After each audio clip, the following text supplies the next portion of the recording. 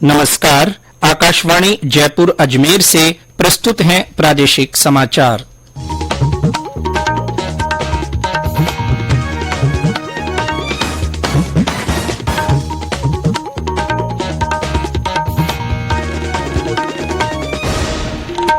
समाचारों के साथ मैं जितेंद्र सिंह पूनिया। प्रधानमंत्री नरेंद्र मोदी ने कहा है कि देश विकसित और आत्मनिर्भर बनने की दिशा में काम कर रहा है। श्री मोदी ने कहा कि देश में सहकारी क्षेत्र को मजबूत करने के लिए सरकार की ओर से कई कदम उठाए गए हैं।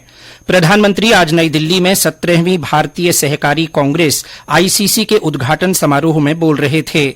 इस मौके पर केंद्रीय सहकारिता मंत्री अमित शाह ने कहा कि अलग से सहकारिता मंत्रालय के गठन से सहकारिता के क्षेत्र में कई बदलाव संभव हो पाए हैं। भारतीय राष्ट्रीय सहकारी संघ अमृतकाल जीवंत भारत के लिए सहयोग के माध्यम से समृद्धि की थीम पर 2 दिवसीय कार्यक्रम का आयोजन कर रहा है। कार्यक्रम का उद्देश्य सहकारी आंदोलन में विभिन्न रुझानों पर चर्चा करना, सफल सहकारी समितियों द्वारा अपनाई जा रही सर्वोत्तम प्रथाओं को प्रदर्शित करना और सहकारिता के क्षेत्र में आने वाली चुनौतियों पर विचार विमर्श करना है। कार्यक्रम में स्वयं सहायता समूह और भारतीय राष्ट्रीय सहकारी संघ के उत्पादों की प्रदर्शनी भी लगाई गई है।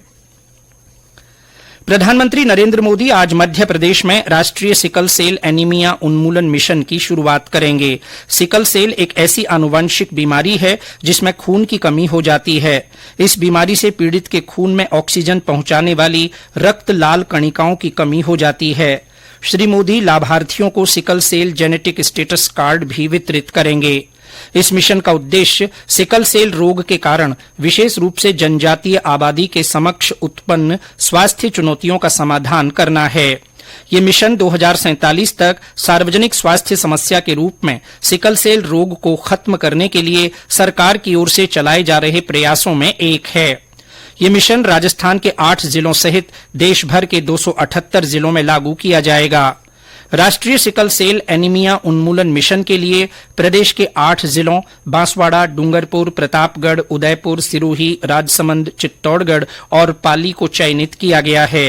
राज्य में आगामी 3 वर्षों में 38,89,000 स्क्रीनिंग का लक्ष्य रखा गया है। प्रधानमंत्री इस अवसर पर लगभग 3,57,00,000 आयुष्मान भारत प्रधानमंत्री जन आरोग्य योजना कार्ड का वितरण भी करेंगे। संसद का मानसून सत्र इस महीने की 20 तारीख से शुरू होगा, जो 11 अगस्त तक चलेगा। संसदीय कार्य मंत्री प्रहलाद जोशी ने एक ट्वीट में सभी राजनीतिक दलों से सत्र के दौरान विधायी मामलों और अन्य महत्वपूर्ण विषयों पर सार्थक चर्चा में सक्रिय रूप से भाग लेने का आह्वान किया है। आज राष्ट्रीय चिकित्सक दिवस है। ये दिन मशहूर डॉक्टर और पश्चिम बंगाल के दूसरे मुख्यमंत्री डॉक्टर बिधान चंद्र रॉय की स्मृति में मनाया जाता है। उनका जन्म 1 जुलाई 1882 को हुआ था और आज ही के दिन वर्ष 1962 में उनकी मृत्यु हुई थी।